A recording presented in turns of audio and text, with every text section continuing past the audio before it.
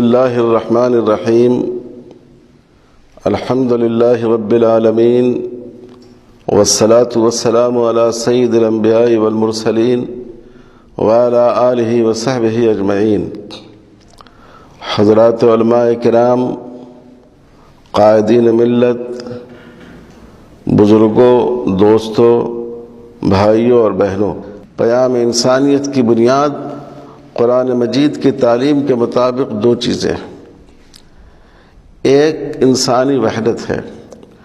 رسول اللہ صلی اللہ علیہ وسلم نے جو آخری خطبہ دیا، آخری اسپیچ دی، اس میں آپ نے اپنی زندگی بھر کی دعوت کے خلاصہ کو ایک جملے میں، ایک سینٹنس میں بیان فرمایا: ان الہکم واحد و ان اباکم واحد و ان اباکم واحد۔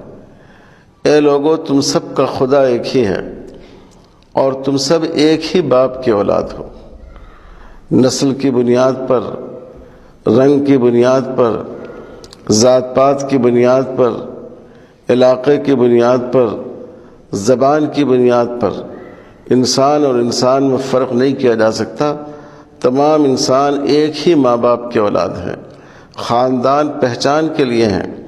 خاندان کی وجہ سے نہ کوئی بڑا ہوتا ہے نہ کوئی چھوٹا ہوتا ہے۔ یہ انسانی وحدت کا تصور ہے۔ تمام انسان، خواہ وہ کسی مذہب سے تعلق رکھتے ہوں، کسی زبان کے بولنے والے ہوں، کسی کلچر سے تعلق رکھتے ہوں، بحیثیت انسان وہ سب ایک ماں باپ آدم و حوا کی اولاد ہیں اور وہ سب آپس میں بھائی بھائی ہیں۔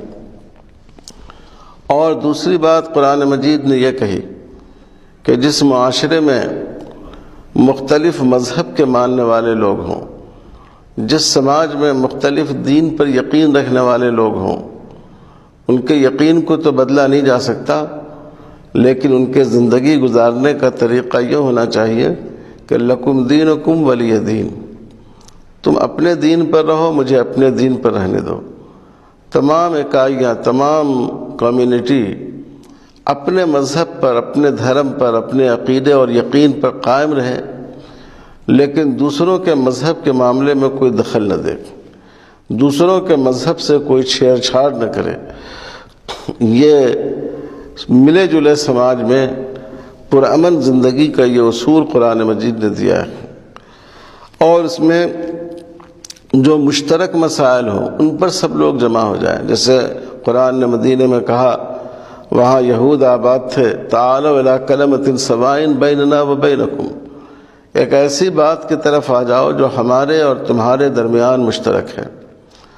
ہم جس ملک میں رہتے ہیں، جس دھرتی پر رہتے ہیں، جس دیش میں رہتے ہیں، اس میں ہمارے درمیان بہت سی باتیں مشترک ہیں۔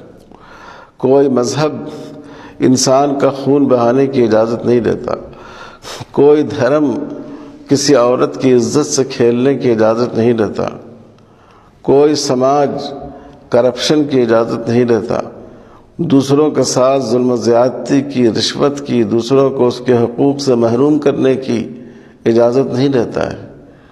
تو ہمیں یہ چاہیے کہ ہم ایک دوسرے کے ساتھ پرامن زندگی گزاریں، بھائی چارے کی زندگی گزاریں، انسانی اخوت اور انسانی بھائی چارے کی بنیاد پر، اور ساتھ ہی ساتھ جو ہمارا مشترک ایجنڈا ہے اس ملک کا، اس ملک میں غربت ہے، اس ملک میں کرپشن ہے، اس ملک میں کچھ ایسے لوگ ہیں جو لوگوں کی جان و مال اور عزت و آبرو کو نقصان پہنچاتے ہیں، ظلم کرتے ہیں، زیادتی کرتے ہیں، تو ہمیں ان مل جل کر ایسی طاقتوں کے خلاف کام کرنا چاہیے اور انسانی وحدت کو فروغ دینا چاہیے۔ میرے بھائیوں اور بزرگوں، مسلمانوں کو، ہندوؤں کو، سکھوں اور عیسائیوں کو، جتنے بھائی ہم سب اس دیش میں رہتے ہیں، ان کے ایک ہونے کا، ان کے ایک جٹ ہونے کا پیغام لوگوں تک جائے اور ہمارے سماج میں بھائی چارہ پیدا ہو، آپس میں محبت پیدا ہو۔ اللہ ہم سب کو ان چیزوں پر عمل کرنے کی توفیق عطا فرمائے جن میں اللہ کی رضا ہے، اور ان باتوں سے بچائے جن میں اللہ کی ناراضگی ہے۔ والسلام علیکم۔